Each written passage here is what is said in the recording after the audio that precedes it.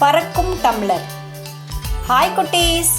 காற்றின் மேல்புற அழுத்தத்தை அறிந்து கொள்ள நமக்கு உதவும் ஒரு வியப்பூட்டும் விளையாட்டு பொருளே பறக்கும் டம்ளர். இந்த பறக்கும் டம்ளரை உருவாக்குவது மிகவும் எளிதானது.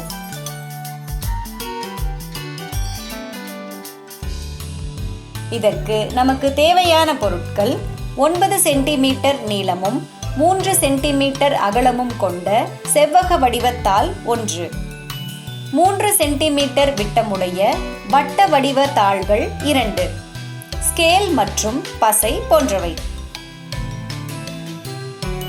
முதலில் செவ்வக வடிவ தாளின் நீளமான இரு விளிம்புகளிலும் ஒரே அளவிலான சிறு நேர்கோடுகளை வரைந்து ஸ்கேலின் உதவியால் அழுத்தமான மடிப்புகளை ஏற்படுத்த வேண்டும். அந்த மடிப்புகள் ஒன்றுக்கொன்று எதிர் திசையில் உள்ளவாறு, அதாவது Z வடிவம் போல இருக்கும்படி மடிக்க வேண்டும்.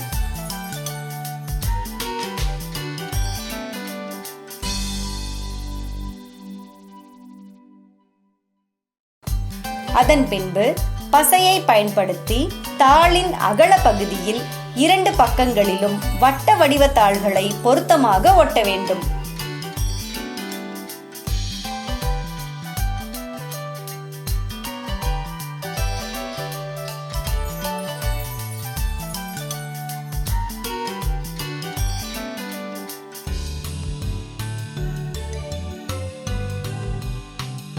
இப்போது இது பார்ப்பதற்கு ஒரு அழகான டம்ளர் போன்று இருக்கும்.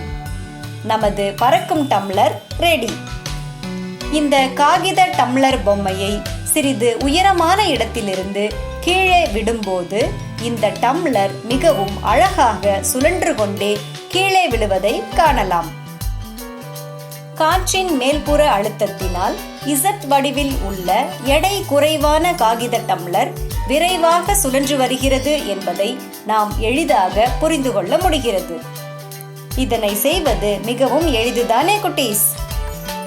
இது போன்ற எளிமையான செலவற்ற பொருட்களை கொண்டு செயல்படும் விளையாட்டு பொருட்கள் மூலம் அறிவியல் உண்மைகளை எளிதில் விளங்கிக் கொள்ள உதவுவதுடன் நமது படைப்பாற்றல் திறனையும் மென்மேலும் வளர்க்க உதவுகிறது. இத்தகைய பயிற்சியை மேற்கொள்வதன் மூலம் நமக்கு எளிதில் கிடைக்கக்கூடிய பொருட்களை கொண்டு நம் படைப்பாற்றல் திறனை வளர்த்து கொள்ள முடியும்.